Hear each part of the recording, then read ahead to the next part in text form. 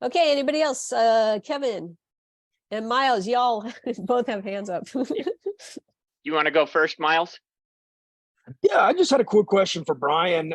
Talking about mentoring high school kids, I actually just had a meeting yesterday to begin volunteering with the local high school football team.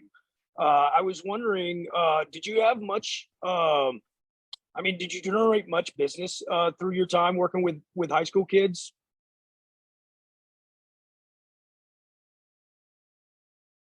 My situation's a little different in that it is Gulfstream Jets are here in Savannah. It's 12,000 employee company. They have a partnership with the public high schools, and so it's a well-recognized program. And yes, actually, there's one of the larger commercial insurance agencies has multiple people in it, and I've gotten some referrals from them.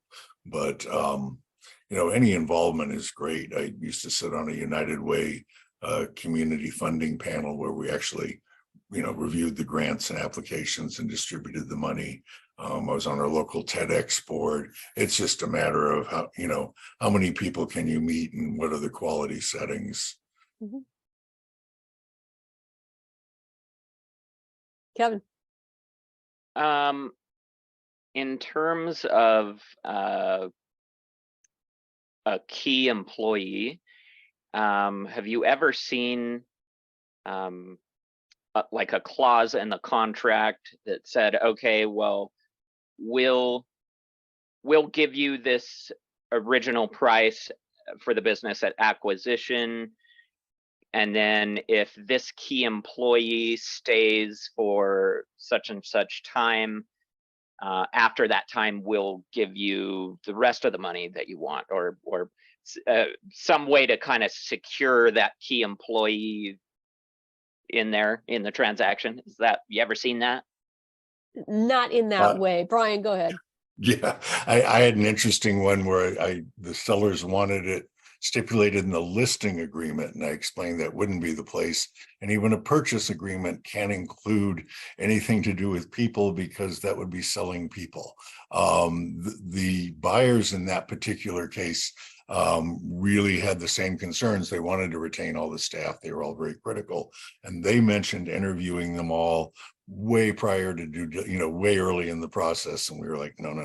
So we had buyer and seller who were both on the same page, but the way we ended up resolving it is it was arranged that at the announcement to the employees, the key personnel, the three key people, had already been told to allow a little time. They had a separate office, and the new owners went in with them and said, if you stay for 90 days, here's an incentive bonus. If you stay for 6 months, here's an incentive bonus. But I think it goes all the way back to the Emancipation Proclamation. We can't sell people. Yeah, and I can tell you that generally speaking, that's a conversation I have with the sellers up front.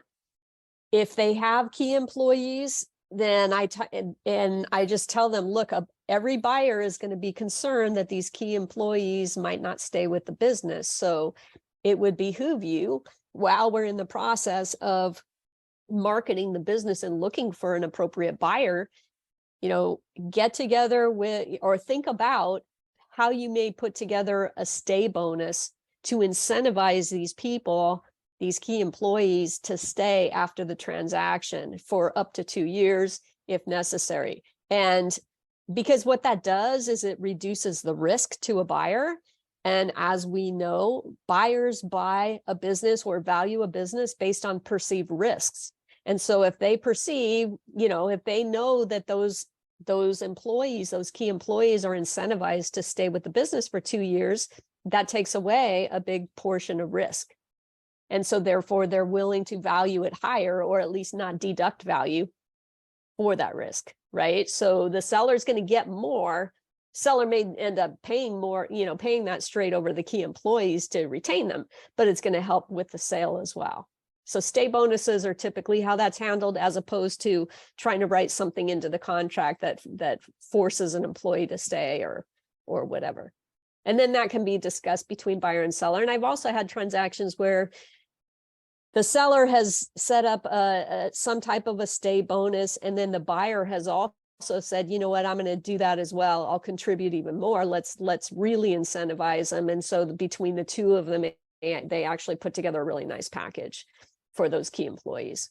But they had to stay. I mean, it wasn't anything that was released the day after closing. It was, you know, you're going to get a portion of it 6 months after or a year after, and then another portion of it 2 years after. So it was spread out to make sure that they were there, that they stayed.